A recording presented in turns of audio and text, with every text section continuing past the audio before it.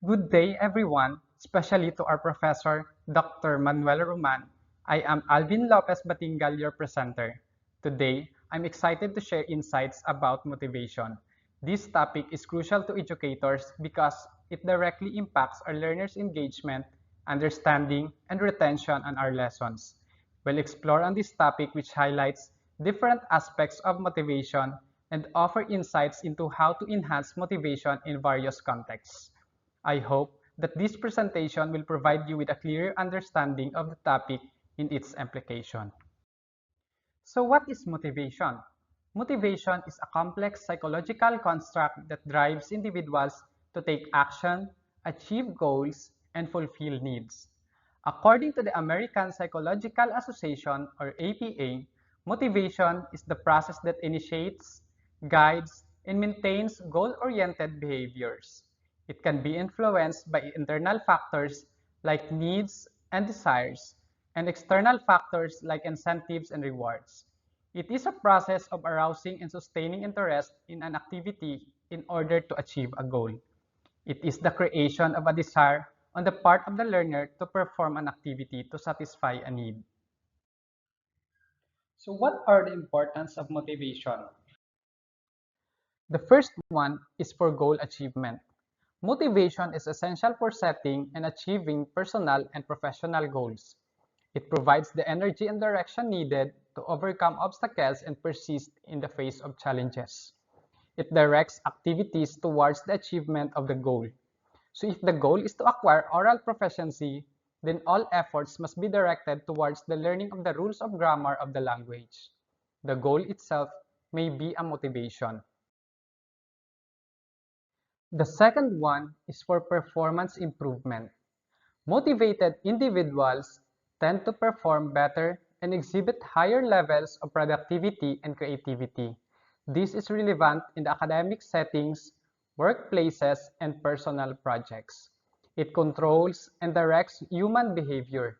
Instead of giving unworthy and antisocial activities, the young may be guided to engage in worthwhile, socially approved activities with effective motivation techniques. The third one is for personal growth. Motivation drives personal development by encouraging learning, skill acquisition, and self-improvement. It inculcates spiritual and moral values in the minds of the young. With proper motivation, the young may be induced to form spiritual and moral values as their lifelong assets. And last is for well-being and satisfaction. Being motivated can lead to a sense of accomplishment and satisfaction, contributing to overall well-being and mental health. It gives satisfaction and happiness to the individual. For instance, a learner sets the completion of a course as his goal that promises lucrative job. Properly motivated, all his efforts are directed towards his goal. Upon completion, he experiences satisfaction and happiness. So how does motivation, motives, and incentives differ from each other? Motivation is the overall process that initiates, guides, and sustains goal-oriented behavior. It encompasses the drive and effort behind actions.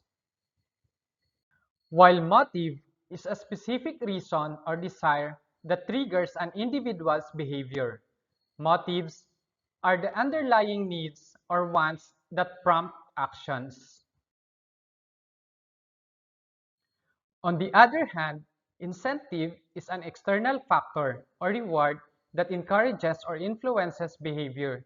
They often work alongside motives to drive behavior.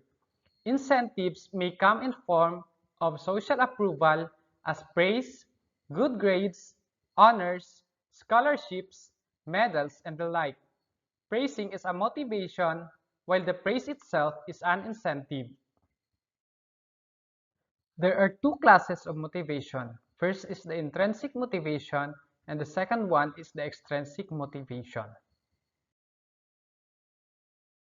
Intrinsic motivation refers to engaging in an activity for its inherent satisfaction and enjoyment, rather than for some separable consequence or external reward. It is based on motive, which is always intrinsic, is an internal stimulus that arouses one to action, driven by internal rewards such as personal satisfaction, interest, or enjoyment in the task itself. While extrinsic motivation involves engaging in activities to achieve external rewards or avoid negative outcomes rather than for the inherent satisfaction of the activity itself. It is an external stimulus to action and is based on incentive which come from outside the individual, driven by external rewards or outcomes such as money, grades, or praise. Motives are classified into three drives. First is the biological and physiological drives, which is related to physiological needs such as hunger, thirst, and sleep. These are innate or inborn stimuli such as the desire for food, water, shelter, and other comforts of the body. These are the lowest but most important drives in the hierarchy of motives. The second one are the psychological drives. These are social drives which are acquired, learned, or derived, driven by social interactions and relationships, including the need for affiliation, acceptance, and social recognition. These are the second in the hierarchy of motives. And the highest level or class in the hierarchy of motives are creativity and self-actualization drives. These are general and unconscious drives or motives. The desire to do something out of necessity, but simply the urge to achieve something exceptional for the good of humanity is self-actualization. These drives are very strong, almost compulsive, and for some, even risking their lives.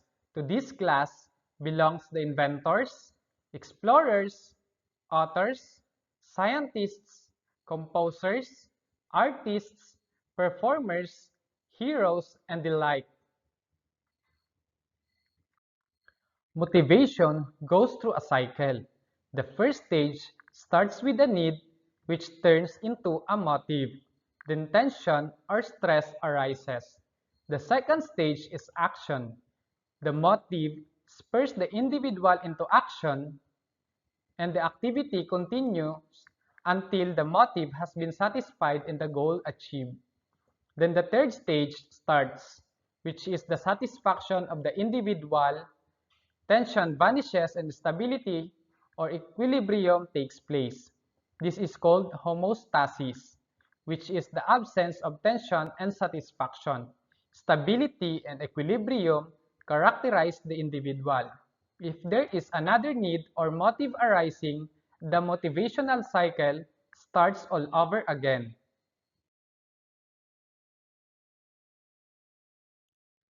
So what are the sources of motivation? The following theories will give you the explanations. The first theory is the need-drive incentive theory.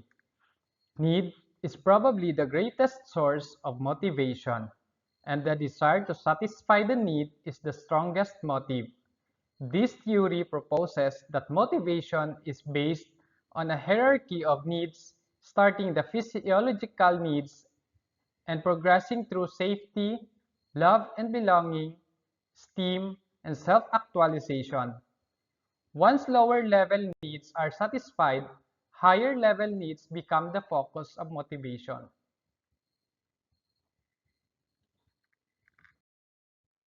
This theory is related to Maslow's hierarchy of needs. According to his theory, people are motivated to fulfill needs in a specific order, starting from the most basic needs and moving towards more complex ones. The needs for food, water, clothing, shelter, and the rest are very powerful, and the desire to satisfy such is very strong. The second source is the cue stimulus non-drive theory. According to this theory, the stimulus to activity does not come from within the individual, but from outside. Given the necessary incentives, the individual performs an act repetitively until the act becomes the habit and a motivating factor. The cue-stimulus non-drive theory is a concept in psychology that explores how external cues and stimuli can influence motivation and behavior without necessarily being tied to internal drives or needs. This theory contrasts with drive theories, which emphasize internal states of tension such as hunger or thirst as primary motivators for behavior. The third source is the affective arousal theory. This theory is an application of the law of effect of Thorndike. Pleasant experiences tend to be repeated and unpleasant experiences tend to be avoided. Since feelings and emotions are very strong determinants of behavior, the teacher should try his best to make the classroom activities as pleasant as possible to maintain a high motivation among students. B.F. Skinner, a prominent behaviorist, suggested that motivation can be understood in terms of reinforcement and punishment. For instance, behavior that are followed by rewards are more likely to be repeated, while those followed by punishment are less likely to recur. The fourth source is the cognitive theory. In choosing a vocation or profession, one has to consider his mental ability, finances, interests, health, and the like. For instance, panic buying of commodities results due to price increase of gasoline. According to this theory, an individual takes an action that is most favorable to his perception and rational thinking. This is on the level of decision making and making a choice. According to Albert Bandura's social cognitive theory, motivation is influenced by self-efficacy, beliefs in one's own abilities to succeed in specific situations. The next source is the psychoanalytic theory. Sigmund Freud, the proponent of this theory, claims that the libido or psychic energy is sexual in origin and is primarily driving force of behavior. Deci and Ryan's self-determination theory or SDT highlights the importance of autonomy, competence, and relatedness in fostering intrinsic motivation. They argue that people are most motivated when they feel they are acting in accordance with their true selves and are connected to others. A person chooses an activity that best expresses his psychic energy.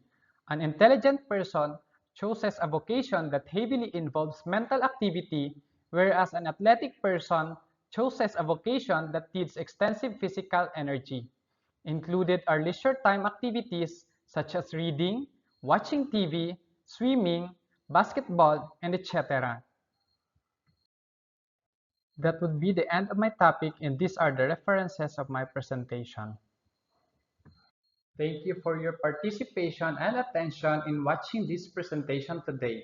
I hope you find this information valuable and insightful. If you have any questions or would like to discuss any points further, please feel free to reach out to me through my contact information below. I am here to help you with any additional information you might need about the topic. Once again, thank you for your time and have a great day.